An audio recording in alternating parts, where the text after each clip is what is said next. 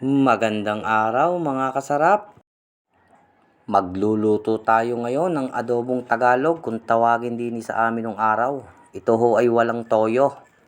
Ayan ho ang mga materyales na ating gagamitin sa ating adobong Tagalog.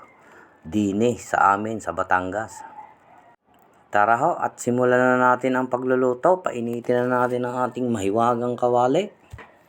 Bago natin ilagay ang ating anato oil na siyang magpapasarap sa ating adobong Tagalog. So ayan, ilagay na ho natin at mainit na ang ating kawali.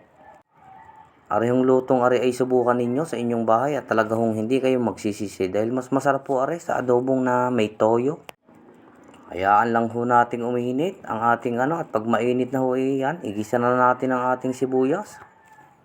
Kita nyo ka naman, nagkukulay na agad ang aswete. At isinod ho natin ang luya.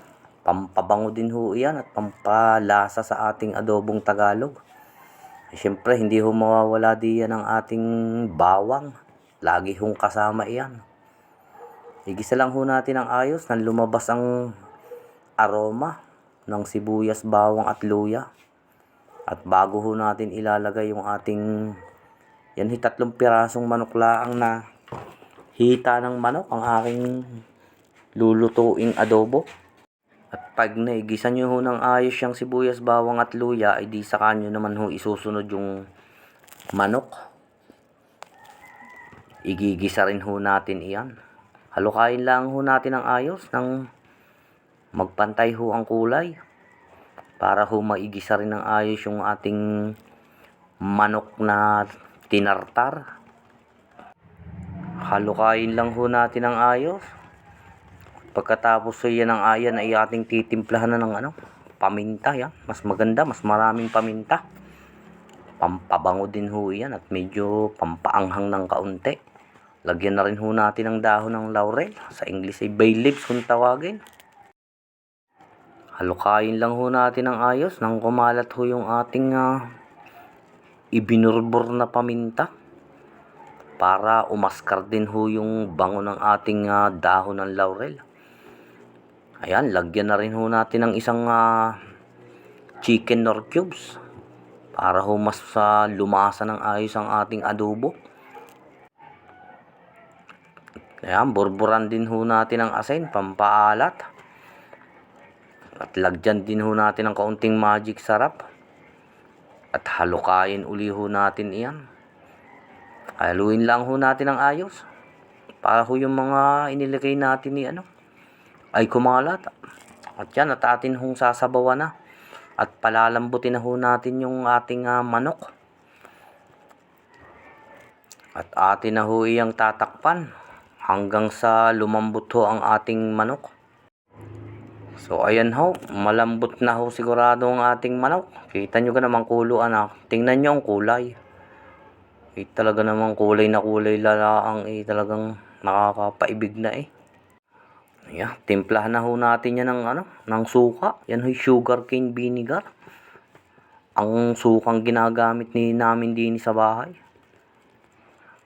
Lalagyan din ho natin yan ng kaunting asukal ho para bumalansi ho yung kanyang lasa. Talaga ho ang asukal napaka para hong magic magic asukal kung tawagin. Halukain lang ho nating maigi. Ay, kita nyo ka naman. Subukan nyo rin lutuin sa inyong mga bahay at talagang hindi ho kayo magsisisi.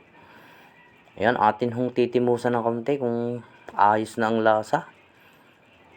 Pag medyo okay na ho ang lasa, pipili na ho nating isunod yung ating sayote.